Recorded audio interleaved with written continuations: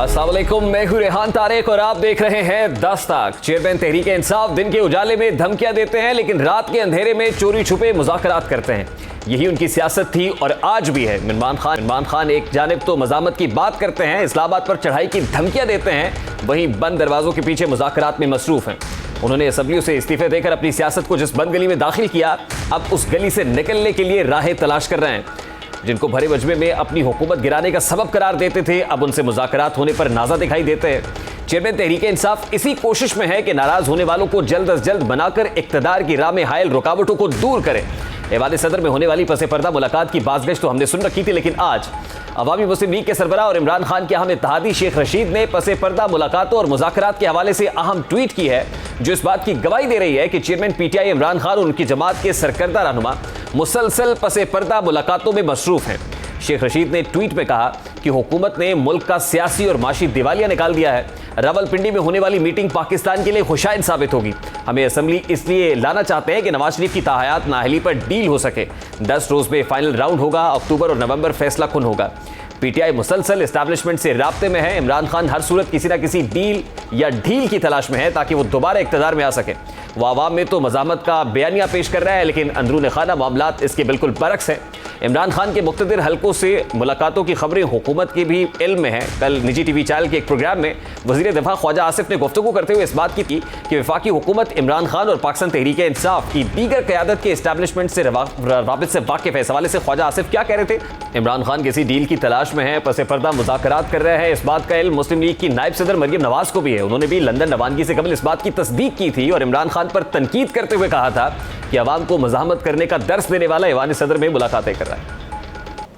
जो रात को ऐवान सदर के अंदर खुफिया मुलाकातें करता है, एनआरओ मांगता है, जब एनआरओ नहीं मिलता तो बाहर खड़े होकर जलसे में बदतमीजी शुरू कर देता है। आज कौमी असम्बली में वफाकी वजीर जावेद लतीफ ने इन्हीं पसे पर्दा होने वाली मुलाकातों पर तनकीद करते हुए कहा कि लाडले से मुलाकातें जारी हैं और एक बार फिर उसे डील देने की कोशिश की जा रही है। 70 साला बच्चा इमरान खान बात कर रहा है, वो किससे मुज़ाकरात कर रहा है और क्यों कर रहा है और किस हैसियत में कर रहा है? मगर लाडला फिर लाडला है। मेरे मुज़ाकरात हो रहे हैं कि वो बैकडोर चैनल है कौन सा, वो किससे मुज़ाकरात कर रहा है? चेयरमैन पीटीआई खुद कई बार इन पसे पर्दा मुलाकातों की तस्दीक कर चुके हैं। पहल तो वो इन मुलाकातों पर यह कहते रहे कि वो सच बोल नहीं सकते और झूठ बोलना नहीं चाहते, लेकिन बाद में उन्होंने एतराफ़ किया कि मुज़ाकरात हो भी रहे हैं और नहीं भी, क्योंकि मुज़ाकरात का अभी कोई खातिर खा नतीजा नहीं निकला। इस हवाले से इमरान खान किस तरह एतराफ़ कर चुके हैं वो भी आपके सामने रखता है। क्या मैं कहूँ कि हो भी रहे हैं, नहीं भी हो रहा है, यानी उनके अंदर अभी तक कोई थोड़ी हमारी बैक चैनल्स पे हुआ कोई इस तरह की क्लैरिटी नहीं है अभी तक। वो क्लैरिटी मुझे पता क्यों नहीं है, क्योंकि वो नवाज शरीफ डरा हुआ है इलेक्शन से। वो जब तक नहीं फैसला करेगा इलेक्शन नहीं होगा। इमरान खान की डील में सबसे बड़ी रुकावट नवाज शरीफ है। गुज़श्ता दिनों उन्होंने इस बात का एतराफ़ भी किया। मुस्लिम लीग नून ने अहम फैसला साजी का इख्तियार नवाज शरीफ के सुपुर्द किया हुआ है, जो किसी सूरत भी इमरान खान के साथ मुज़ाकरात करने और जल्द इलेक्शन कराने के कायल नहीं है। नायब सदर मुस्लिम लीग नून मरियम नवाज भी अपने वालिद की हाँ में हाँ मिला रही हैं। वज़ीर ख़ज़ाना इसहाक डार अमरीका से वापसी पर लंदन में नवाज शरीफ से अहम मुलाकात करके वतन वापस पहुँच चुके हैं। इसहाक डार की नवाज शरीफ से मीटिंग में इमरान खान की होने वाली मुलाकातों और मुतालिबात के बारे में ज़रूरत बात हुई होगी। जुमे के रोज़ पीडीएम का एक अहम इजलास भी होने जा रहा है और उम्मीद है कि इसमें भी ये सारे मामला डिस्कस होंगे। पीडीएम के इस इजलास में क्या फैसला होना है ये बहुत अहम होगा। ज़िमनी इंतखाबात में पीटीआई की कामयाबी एमकेएम की बढ़ती नाराजगी के बायस हुकूमत दबाव का शिकार तो ज़रूर है। मुल्क की सियासत वाले चंद रोज़ इंतहाई अहम और फैसला कुन महसूस हो रहे हैं, लेकिन इन पसे पर्दा मुलाकातों में क्या हो रहा है, वो क्या अचीवमेंट है जिसको पीटीआई सेलिब्रेट कर रही है, बात करेंगे। इस वक्त मुस्लिम लीग ज़िया के सरबराह सीनियर सियासतदान एजाजुल हक साहब ने हमें ज्वाइन किया है। अस्सलाम वालेकुम एजाजुल हक साहब, बहुत बहुत शुक्रिया आपके वक्त के लिए। सबसे पहले तो ये फरमाइएगा कि पाकिस्तान तहरीक इंसाफ एक तासुर दे रही है कि जो गुज़श्ता रोज़ मुलाकात हुई है उसमें कोई अचीवमेंट हासिल कर ली है, उसको सेलिब्रेट किया जा रहा है कि शायद पाकिस्तान तहरीक इंसाफ कुछ बहुत बड़ा अचीव कर चुकी है। तो क्या अचीव किया है पाकिस्तान तहरीक इंसाफ ने as far as this meeting is concern? देखें, अभी तो बहुत सी बातें जो है वो वाज़ेह होनी है, लेकिन मैंने ये आपको पहले भी आपको या वैसे मैंने ये बात की थी कि कोई नंबर ब्लॉक नहीं होते और राब्ते जो है वो हमेशा कहीं ना किसी सिलसिले से या कहीं ना कहीं से चलते रहते हैं। और मेरे ख्याल में अब क्योंकि दोनों ज़िमनी इलेक्शंस के बाद एक बात वाज़ेह हो गई है कि पीटीआई का एक ग्राउंड के ऊपर उनकी एक पॉपुलैरिटी है और पीटीआई को इग्नोर करना बड़ा मुश्किल है इस वक्त। अगर आपने जब भी इलेक्शंस करवाने हैं, अगर टाइम पे भी करवाने हैं या पहले भी कराने हैं। ये बताइए कि अचीव क्या किया है पाकिस्तान तहरीक इंसाफ ने पर्टिकुलरली इस मुलाकात में? देखें, बहुत ज़्यादा जो है ना वो आइस ब्रेकिंग की ज़रूरत थी। बहुत ज़्यादा डिफरेंसेस जो है वो हो गए थे और दोनों तरफ से बहुत एक दूसरे के खिलाफ एक बड़ी कशीदगी थी। देखें, सेकंड टियर या third tier makes no difference, because एक आदमी है जो काउंट करता है और जो कुछ होता है उसकी बिहाफ पे होता है या नहीं होता। तो ये तो कहना कि भाई सेकंड टियर या थर्ड की टियर पे हो रही है, मेरा ख्याल है कि बात करने की नहीं है। और ख्वाजा आसिफ एक मंजे हुए सियासतदान है, वजीर दफा है, उनसे ऐसी बात जचती नहीं लगती। एक दो बातें उन्होंने ये ऐसी की हैं जिससे कि कशीदगी में कमी के बजाय कशीदगी ज्यादा करने की का तासुर दिया जा रहा है। लेकिन एजाजुल हक साहब, घबराने की कोई वजह भी तो होनी चाहिए। पीडीएम अगर घबराई हुई है, ये हुकूमत घबराई हुई है, तो इसकी वजह क्या है? कुछ तो ऐसा हुआ होगा कि जो घबराहट की वजह है। देखिए, वजह यह है कि जैसे जैसे उनके मुताबिक इलेक्शंस की तारीख करीब आती जा रही है, उनकी पॉपुलैरिटी में कमी आती जा रही है। और ये वाज़ेह हो गया 17 जुलाई के इलेक्शंस के बाद और 16 अक्टूबर के इलेक्शंस के बाद। तो अब घबराने के अलावा तो कुछ भी नहीं है। इस वक्त PMLN और बाकी दीगर जमातें जो हैं वो सर जोड़कर ये गौर कर रही हैं कि अब क्या किया जाना चाहिए। और मेरा ख्याल है कि PMLN के अंदर एक सरबराह लेवल पर भी तब्दीली पर गौर किया जा रहा है, जो मेरा ख्याल है कि बहुत जल्दी सबके सामने आ जाएगी। यानी वहाँ पे तो यही हो सकता है ना कि कमान मरियम नवाज साहिबा के हाथ में दे दी जाए। देखिए, कमान किसी को भी दे, कमान तो रहेगी नवाज शरीफ के हाथ में, लेकिन कोई ना कोई मुतहर्रिक शख्सियत होनी चाहिए जो कि डिलीवर कर सके। नहीं, लेकिन एक तासुर तो खुद इमरान खान साहब की तरफ से दिया गया ना कि हमारे मामला तो हो रहे हैं, लेकिन जो रुकावट है वो नवाज शरीफ है। यानी नवाज शरीफ अड़े हुए हैं कि इलेक्शंस नहीं होने चाहिए और इलेक्शंस अपने वक्त पे होने चाहिए। तो क्या वो रुकावट जो रास्ते में हायल थी वो अब दूर हो गई है? देखिए, अब बात यह है कि इलेक्शन जो अपने टाइम पे हों या 2-3 माह पहले हों, इलेक्शंस हैं। जैसे जैसे दिन करीब आ रहे हैं, 10 माह तो रह गए मौजूदा हुकूमत के पास, तो 10 माह में कौन सा कोई तीर मार लेंगे या कौन सा कोई इनकलाब ले आएंगे इस मुल्क के अंदर। यानी इसका मतलब ये है कि पाकिस्तान तहरीक इंसाफ ने ये तय कर लिया है कि इस हुकूमत को वक्त देना चाहिए, क्योंकि वक्त अगर देंगे तो ये अपने वजन से गिरेगी, यानी अपना बोझ नहीं उठा पाएगी। ये बात तय हुई? नहीं, तय तो ये नहीं हुआ। तहरीक इंसाफ की तो अभी भी कोशिश है कि जल्द से जल्द इलेक्शन हो जाए, क्योंकि इसको भी सस्टेन करना, पॉपुलैरिटी को जिस स्पीड से उन्होंने वो 100 मीटर की रेस लड़ रहे थे, ये कोई 100 मीटर की नहीं है, कोई तकरीबन 1000 मीटर की तो है गेम। तो इसलिए उनको भी अपनी पेस तब्दील करनी पड़ेगी और कोशिश है उन्हें जारी रखनी चाहिए कि जितनी जल्द से जल्द मामला तय हो जाते हैं, एक इलेक्शंस की डेट सामने आ जाती है और दीगर मामला जो आउटस्टैंडिंग है अगर उनको तय कर लेंगे, साफ और शफाफ इलेक्शंस हो जाएंगे, तो मेरा ख्याल है सबके लिए बेहतर हो। एजाजुल हक साहब, सबसे पहले तो ये इलेक्शन की तारीख आपको मिलती हुई नजर आ रही है, यानी अर्ली इलेक्शंस 2-3 महीने पहले इलेक्शंस हो जाएं, ये मिलती हुई नजर आ रही है। दूसरा, ये जो आउटस्टैंडिंग मामला आते हैं ये क्या है? देखिए, आउटस्टैंडिंग मामला हैं, फॉर एग्जांपल इलेक्शन कमीशन के मामला हैं, उसके बाद EVMs के मामला हैं, उसके बाद ओवरसीज पाकिस्तानीज के वोट के मामला हैं, जहाँ एक तरफा जो तब्दीलियाँ की गई कवानीन के अंदर, नैब कवानीन के अंदर या दीगर, उन सबको तय करना होगा बैठकर। और उनको तय करने के लिए सबसे बेहतर यह है कि अगस्त में वैसे भी इंटरिम गवर्नमेंट आ जानी है, उससे कोई 2-3 माह पहले अगर उसका ऐलान कर दें ताकि सब एक साथ बैठ सकें और बैठकर जो है एक गुफ्तगू शनीद शुरू हो सके। ये गुफ्तगू शनीद तो पार्लियामान के अंदर होगी ना सर? पार्लियामान के अंदर भी हो सकती है, बाहर भी हो सकती है। बाहर वालों से भी माजी में गुफ्तगू शनीद होती रही है और अंदर वालों की रिक्वेस्ट से भी गुफ्तगू शनीद होती रही है। नहीं, देखिए, आप एक जो जमहूरी थॉट है वो तो यही है कि पार्लियामान की सुप्रीमेसी को बरकरार रखना चाहिए, पार्लियामान की सैंक्टिटी को मलूज़े खातिर रखते हुए पार्लियामान में आके पॉलिटिकल फोर्सेस को, स्टेक होल्डर्स को बैठ के मामला हल कर लेने चाहिए। देखिए ना, उसके लिए कोई मिडिल ग्राउंड तो बनाना पड़ेगा ना। जैसे कि इमरान खान साहब ने एक इंडिकेशन दे दी कि जी अगर आप साइफर को पर इन्वेस्टिगेशन करवा देंगे तो हम बैठने के लिए तैयार हैं। तो अगर इलेक्शन की डेट दे दें और फिर भी मेरा ख्याल है हो सकता है कि कोई मिडिल ग्राउंड निकल आए इसमें से, तो इसमें कोई दोनों कोई हर्ज तो नहीं है। अगर साइफर पे भी कोई कमीशन बना दिया जाए तो पहले कौन सा माजी में कमीशंस की रिपोर्ट सामने आई है, ये भी एक बहाना बन जाएगा सबको पार्लियामेंट के अंदर बैठने। आपकी दानिश में ये तो बड़ी अच्छी चीज़ हो जाएगी। आपकी दानिश में आपको इमरान खान पार्लियामान में वापस आते हुए नजर आ रहे हैं? फिलहाल तो नहीं मेरा ख्याल में, क्योंकि इस वक्त तो जो कशीदगी है वो दिन ब दिन बढ़ती जा रही है, लेकिन कोई ना कोई रास्ता जो है वो निकल आएगा। तो इजाजुल हक साहब, ये समझा जाए कि मामला या फड्डा मार्च का नहीं है, मामला असल में नवंबर का है। देखिए, नवंबर का मामला भी जो है वो खुद ब खुद ही सेटल हो जाएगा। इस पे भी सियासतदानों को ज्यादा तवज्जो देने की जरूरत नहीं है, ना इस पे कोई परेशानी की जरूरत है। माजी में भी PMLN ने सबक सीखा है इससे, और मौजूदा सूरत हाल में भी मैं समझता हूँ कि सीनियरिटी के हिसाब से बेहतरीन चॉइस जो भी सामने नजर आती हो, इमरान खान साहब को भी ये बात मालूम है कि जो भी बनेगा उसने आर्मी चीफ होता है, और इस पे मेरा ख्याल है कि किसी कशीदगी की जरूरत नहीं है। नहीं, ये आपकी थॉट तो बड़ी अच्छी है, लेकिन इमरान खान जब जलसों में ये कहते हैं कि अपना आर्मी चीफ, अपना चेयरमैन नैब, अपना DG/FIA, यानी ये अपना क्या होता है? ये तो इदारे का होता है, इदारे का एक सरबराह है। दूसरी बात सर ये है कि आप बड़ी अच्छी बात कर रहे हैं कि जो मैंडेट जिसका है, जो कॉन्स्टिट्यूशनली होता है, वो हो जाना चाहिए। और ख्वाजा आसिफ साहब ने ये कहा कि अगले 5 से 6 रोज के अंदर इस पे जो मुशावरत है वो शुरू हो जाएगी, क्योंकि अभी वज़ीर आज़म ऑफिस से समरी नहीं आई। तो जब शुरू हो जाएगी तो वो भी दिन अब दूर नहीं है। इसको फिर कैसे रोकेंगे इमरान खान साहब, क्योंकि उनका तो सारे का सारा फोकस, उनकी तवज्जो तो इसी तरफ है। जो भी आएगा और जो भी रहेगा, मेरा ख्याल है कि इससे ना तो सियासत में कोई फर्क पड़ना है और ना ही मेरे ख्याल में किसी को इससे पैदा हो।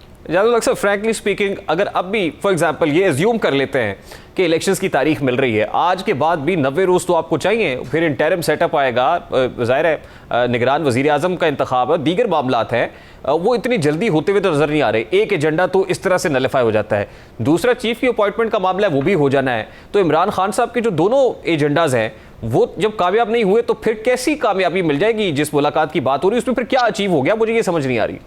देखिए, सियासत के अंदर पब्लिक सपोर्ट सबसे बड़ी कामयाबी है। इस वक्त इमरान खान को किसी की बैसाखियों की जरूरत नहीं है। वो पब्लिक में जाते हैं, लोग वो हों या ना तो हो, फिर मुलाकात क्यों कर रहे हैं?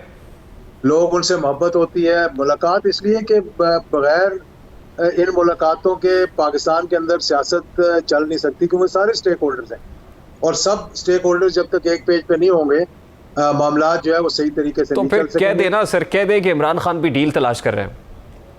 देखें, इसको आप डील का लफ्ज दे दें, इसको आप डील का लफ्ज दे दें, इससे कोई फर्क नहीं पड़ता। क्या माजी में डील्स नहीं हुई? तो फिर लोगों को तो बताना पड़ेगा ना कि इमरान खान भी डील मांग रहे हैं असल में। एंटी डील है, एंटी NRO है, और मैं कहता हूँ कि सब जो मुहिब वतन है वो सारे NROs को कंडेम करते हैं।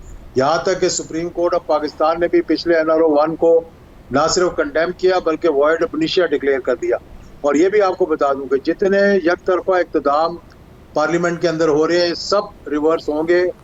आज हो, इलेक्शन से पहले हो, इलेक्शन के बाद हो, ये सब के सब रिवर्स होंगे। ये केसेस दोबारा खुलेंगे, और जिन्होंने अपने केसेस माफ करवा के वो समझ रहे हैं कि हम बहुत बड़े तीसवार खान बन गए, उनको ये भुगतना पड़ेगा। अच्छा, मुझे सर लास्टली मैंने नोट कर ली, लास्टली सिर्फ ये बताइए, ये इमरान खान साहब की कशीदगी तो इतनी ज़्यादा है, जिस तरह के वो स्टेटमेंट्स उन्होंने दिए हैं, और जो मुझे रिपीट करने की ज़रूरत नहीं है। आप देख ले आज़म सवाती साहब जो हैं वो किस जुर्म में है, फिर शहबाज गिल ने क्या किया और क्या हुआ।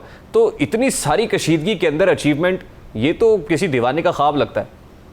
देखिए, ये ऊपर नीचे चीजें होती रहती हैं। माजी में जाके ख्वाजा आसिफ के, परवेज रशीद के, नवाज शरीफ के, मरियम के जलसों के नारे सुन लें, उनके बयान सुन लें। आपके पास उस तमाम के तमाम मौजूद होंगे, आप सुनाते भी रहे हैं माजी के अंदर। अगर उनको आप सुन लें तो इमरान खान की तो बहुत ही कम अल्फाज में उन्होंने कहा जो कुछ भी कहा। अच्छा, मुझे इख्तिताम में बताएं कि अगली मुलाकात कब स्केड्यूल्ड है, कब तक नतीजा आने के इम्कानात हैं, कब तक तवक्को रखी जाए कि मामला ये डिफ्यूज हो जाएंगे? मेरा ख्याल है कि 29 नवंबर से पहले आपको खुशखबरी मिलेगी। तो मामला तो नवंबर का ही है ना सर। जाते जाते भाई ये भी बता दें कि इन मीटिंग्स में एजाजुल हक साहब का किरदार कितना है और क्या है? देखिए, इसमें किसी का किरदार नहीं होता, ना ही कोई किसी की सहारे की जरूरत होती है। डायरेक्ट राब्ते होते हैं, इनडायरेक्ट राब्ते होते हैं, उनको मतलब everybody is one phone call away, तो ऐसी कोई बात नहीं है। ये एजाजुल हक साहब हमारे साथ मौजूद थे, और मामला तो नवंबर के ऊपर ही मरकूज़ है सारे का सारा। देखना यह है कि इमरान खान साहब जिस NRO की तलाश में है, जिस डील की तलाश में, वो डील मिलती है या NRO मिलता है या नहीं मिलता। ब्रेक लेते हैं, ब्रेक के बाद जब वापस आएंगे तो फिर शहर कायद का रुख करेंगे, जहाँ अहम स्टेक होल्डर मुत्तहिदा कौमी मूवमेंट MQM पाकिस्तान क्या फिर हो पाएगी ये सवाल उठाएंगे। हमारे साथ डॉक्टर फारूक सत्तार होंगे इस ब्रेक के बाद हमारे साथ।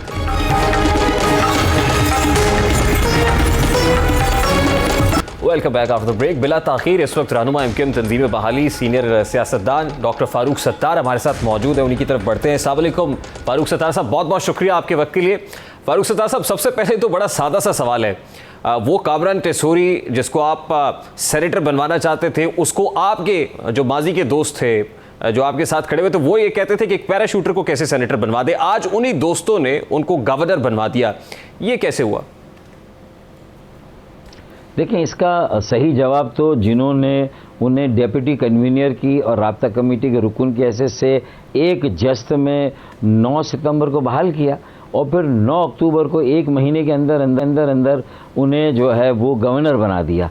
अच्छा, जो मेरी तरफ से उनकी प्रमोशन उस ज़माने में हुई थी वो उनके कुछ एहसानात थे, उन्होंने एमक्यूएम को कुछ उस वक्त सहूलत फराहम कराई थी, 7 दफातर हमें रेंजर से लेकर दिलाए थे और वही 7 दफातर आज तक एमक्यूएम के पास है। पीएसपी जो उस वक्त एक चैलेंज थी, तो उसके सामने जब हमारे ऊपर एक दबाव था एक हालात का कि हम उनके साथ मिल के कोई आगे की स्ट्रैटेजी बनाएं, जो कि वक्त से पहले बात हो रही थी। मैं रिलक्टेंट था, लेकिन लग रहा था कि उसके बगैर हम आगे नहीं बढ़ सकते, तो वो मिस फायर हुआ, लेकिन अल्लाह ने बचाया, हम बाहर आ गए। तो वो सब हिस्ट्री है लोगों के सामने। अब ये इसका जवाब तो वही देंगे जिन्होंने ऐसा किया। देखिए, मैंने तो 1 साल लिया, फिर भी उनको एलिवेट करते करते, प्रोमोट करते करते, और डेप्यूटी कन्वीनर मैंने नहीं बनाया था, उसमें एक और डेप्यूटी कन्वीनर थे, उनका ज़्यादा दखल था। इसी तरह जो महमूदाबाद की सीट पर एमपीए के लिए उन्हें नॉमिनेट किया, वो भी मैंने नहीं किया, वो खालिद मकबूल सिद्दीकी भाई ने किया था, मैं हल्फिया कहता हूँ। और इसी तरीके से सेनेट की सीट जब मैंने देने की बात की, तो खुदा जाने क्या मेरे अमल में ख़राबी नज़र आई कि ये सारे सवाल आ गए कि क्या कमज़ोरी थी, क्या मजबूरी थी, और फिर ये सवाल भी आया कि उनमें कौन से ऐसे कमाल है, क्या सुरखाब के पर लगे हैं। तो मैंने एक टीवी टॉक शो में ये मिसाल दी ना कि भाई अगर सियासी बसीरत की कमी हो तो उसे मोतिये से ताबीर किया जाता है, कैटरैक्ट से ना, और फिर अगर वो मोतिया ठीक हो जाए, उसका ऑपरेशन हो जाए, तो बीनाई बहाल होती, फिर चीज़ें नज़र आती। तो लगता तो ऐसा ही है कि 4 साल पहले जिस शख्स को लेकर इतना ज़्यादा चाय के कप में तूफ़ान खड़ा किया गया था, अब उसी शख्स को सर का ताज भी बनाया गया, एक ही महीने के अंदर डेप्यूटी कन्वीनर और फिर गवर्नर भी बना दिया गया। तो मेरे ख्याल में इस सारे सवाल के जवाब तो उन्हें देने चाहिए, लेकिन मेरा केस विंडिकेट हो गया, मेरा स्टैंड और मौक़िफ़ दुरुस्त साबित हुआ। फारूक सत्तार साहब, शख्स ये एमक्यूएम बहादुराबाद की बिनाई बहाल हो गई है या ग्राउंड रियलिटीज़ बदल गई? देखिए, मैं तो पहले भी कह रहा था कि जो उस वक्त ग्राउंड रियलिटी थी उसको मैं अपनी बसीरत से देख रहा था। मैं उनकी यूटिलिटी देख रहा था कि अगर इन्होंने ये 3-4 काम हमारे लिए किए हैं, तो ये जब सेनेट में जाएंगे, जो 100 अरकान की होती है, तो वहाँ जाके ये वहाँ पर भी इंशाअल्लाह कोई ना कोई इनके जो ताल्लुकात हैं या राब्ते हैं या इनकी प्रेजेंटेशन है या जो लोगों को कायल करने की जो उनके पास भी एक अल्लाह ने वो सलाहियत दी है, मैं उनसे बहुत सी चीज़ों पे इख्तलाफ भी रखता हूँ कामरान टेसोरी भाई से। और 4 साल जब फिर मैं पार्टी से मुझे और उनको अलग कर दिया गया दोनों को, तो फिर हमारे उनके रास्ते अलग हो गए। मैंने कहा कि मैंने आपके लिए कुर्बानी दे दी, पूरी पार्टी मेरे हाथ से छीन ली गई, वो आपके लिए मैंने स्टैंड लिया, लेकिन अब मज़ीद मैं आपके साथ नहीं चल सकूँगा। तो मुझे मैंने 4 साल सफ़र किया अंग्रेज़ी में भी और तन्हा सफ़र किया उर्दू में भी। कामरान भाई का अलग रास्ता था और इसीलिए वो अलहदा से जब गए पार्टी में तो मेरे इल्म में नहीं था, वो जब गवर्नर बने तो मेरे इल्म में नहीं था। तो बस मेरा कहने का मकसद ये है कि ग्राउंड रियलिटी जो भी थी उसी में बसीरत होती है ना, कि आप विजन क्या है, आप देखें कि किस तरह किससे क्या काम लेना है। तो मेरे ख्याल में ये तो जब से एमक्यूएम कायम हुई है या कोई जमात भी कायम हुई है, उस पार्टी में ऐसे लोग होते हैं जो कि मुख्तलिफ शोबा-ए-जात के लोगों से, मुख्तलिफ इदारों के लोगों से, मुख्तलिफ तबका जो ज़िंदगी के तबका है ज़िंदगी, उनसे राब्ते में रहते हैं और आपको हर तरह का फिर फीडबैक मिलता है ताकि आपकी पॉलिसी और डिसीजन मेकिंग यानी उस वक्त फारूक सत्तार साहब की सियासी बसीरत थी जो ये समझ रही थी कि कामरान टेसोरी से वो काम लिया लिए जा सकते हैं और वो काम वो कर रहे थे जो MQM पाकिस्तान नहीं कर पा रही थी। जैसे दफातर बहाल कराना, इसलिए आप ये समझते थे कि अगर उनको सेनेटर बनवा दिया जाए तो आपके बहुत सारे काम जो रुके हुए हैं, जिनके राह में बहुत सारी रुकावटें हाइल है, वो दूर हो सकती हैं। उस वक्त भी कामरान टेसोरी स्ट्रांग थे, बड़े कनेक्टेड थे, आज भी यकीनन वो स्ट्रांग हैं, कनेक्टेड हैं, इसलिए वो गवर्नर बन गए हैं। तो वो अपनी जो पावर है वो कहाँ से डिराइव करते हैं, उनका सोर्स ऑफ पावर क्या है फारूक सत्तार साहब? देखिए, ये जो लफ्ज़ आप कनेक्टेड का यूज़ कर रहे हैं, मैं इसको अगर आपका इशारा किसी जानिब है तो मैं एंडोस एज सच नहीं कर सकता, लेकिन अगर परवेज़ मुशर्रफ साहब के ज़माने से अगर हम कामरान टेसोरी साहब का थोड़ा बहुत पॉलिटिकल करियर देखें और ग़ुलाम अरबाब रहीम के साथ भी वो जिस तरह थे और उसके बाद PMLF में भी वो थे, तो जहाँ उनके बारे में कुछ मनफी बातें आती है कि वहाँ पर उन जगहों पर भी शायद कोई तकसीम इंतशार के तासुर भी आए, लेकिन उन्होंने उस वक्त भी कहीं ना कहीं उस वक्त के चीफ मिनिस्टर के लिए कुछ डिलीवर किया होगा, कुछ उनकी कारकर्दगी को बेहतर बनाने के लिए, कुछ उनकी पॉलिसी मेकिंग और डिसीजन मेकिंग में अच्छे मशवरे दिए होंगे। इसी तरीके से PMLF के साथ जब वो थे तो हुआ होगा। और मैंने सुना है कि उससे पहले वो आसिफ अली जरदारी साहब और मोहतरमा बेनज़ीर भुट्टो के साथ भी जब वो दुबई में थे और वो थे जिला वतनी में, तो वहाँ पर भी उनके साथ भी उनका बहुत अच्छा टाइम गुजरा और सारी सियासी जमातें उनकी बहुत सारी सलाहियतों को जानती हैं, तो वो उसके मुताबिक तो जो है। फारूक सत्तार साहब, क्या वजह है कि उस वक्त भी वो इतने पावरफुल और कनेक्टेड होने के बावजूद सेनेटर नहीं बन पा रहे थे, लेकिन आज उनके कनेक्शंस काम आए और वो गवर्नर बन गए? देखिए, उस वक्त उनकी कनेक्टिविटी थी या क्या थी, उनका जो भी इन्फ्लुएंस था, रेंजर्स DG रेंजर से हमारी मुलाकात होती थी और वहाँ हमें 7 दफातर मिले, तो वो तो मैं भी उन मीटिंग्स में होता था और हमें रेंजर से ही वो दफातर वापस चाहिए थे। तो मुझे ये बताएं कि अगर वो दफातर मिल गए तो फिर मुझे और कामरान टेसोरी भाई दोनों को जब पार्टी से बेदखल, मुझे तो टोटल फिर ओहदे से भी महरूम किया गया, हटा दिया गया और एक कारकुन बना दिया गया और फिर उसके बाद मेरी मेंबरशिप भी ले ली गई। कामरान टेसोरी भाई को तो सिर्फ ओहदे से हटाकर उन्हें कारकुन बनाया गया, लेकिन उनकी मेंबरशिप कभी नहीं ली गई थी, लेकिन फिर उन्हें बहाल भी नहीं किया गया था। लेकिन अब बहाल भी किया गया, ओहदा भी दिया गया, गवर्नरशिप भी दी गई, आपने देखा। तो मेरा देखिए, इन चीज़ों से मैं तो उस पर जाता हूँ कि उसके बाद 4 सालों में खालिद मकबूल सिद्दीकी भाई को एक दफ्तर नहीं ले सके, कोई एक मिसिंग पर्सन बाजियाब नहीं करा सके। अब कामरान टेसोरी भाई को उन्होंने गवर्नर बनाया तो उससे पहले वो 2 मिसिंग पर्सन को बाजियाब करा कर लाए। और इसी तरह मुझे यकीन है कि हमारे तमाम जो लापता गुमशुदा साथी हैं वो इंशाअल्लाह बाजियाब होंगे। 125 हैं, 150 हैं, 200 हैं, मेरे पास तो उसका काउंट और ज़्यादा है। तो हम देखते हैं वो इंशाल्लाह अगर वापस आएँ तो ये भी एक काम है। ये शायद 4 साल में ये काम हो जाता अगर ये ना हुआ होता। लेकिन मुझे लगता है कि उस वक्त मेरा और कामरान टेसोरी भाई का एक प्रिंसिपल स्टैंड था कि PSP के साथ हम मर्जर नहीं करेंगे। PSP के साथ इल्हाक में अगर PSP के सरबराह ने उस वक्त बहुत ज़्यादा ओवरडू किया और गोया कि उन्होंने MQM के वजूद को तस्लीम करने से इनकार कर दिया तो हमारा वो इल्हाक ख़त्म करना पड़ा। तो मैं समझता हूँ कि वो चूँकि हमने नहीं किया तो फारूक साहब ये बहुत सारी बातें ऐसी हैं। जी आप फरमाइए, क्या कह रहे हैं? जी आप, मैं कह रहा था, देखिए बहुत सारी बातें ऐसी हो सकती है जो कामरान ने या मैंने जो की, जो कि उनकी जो इन्फ्लुएंस का है, उनका असर का है, उनके जो राब्ते का है, जो उसके बावजूद भी उन्हें भी पार्टी से बाहर कर दिया गया, यानी कि ओहदे से हटा दिया गया। लेकिन इसके बावजूद कामरान टेसोरी साहब की रुकनियत बहाल हुई, फिर वो एलिवेट भी हो गए, डिप्टी कन्वीनर भी हो गए, फिर गवर्नर सिंध भी हो गए। आप कामरान टेसोरी साहब की तरफ खड़े हुए थे, यानी आप उनके नजरियात के हामी थे, उनके अच्छे दोस्त थे।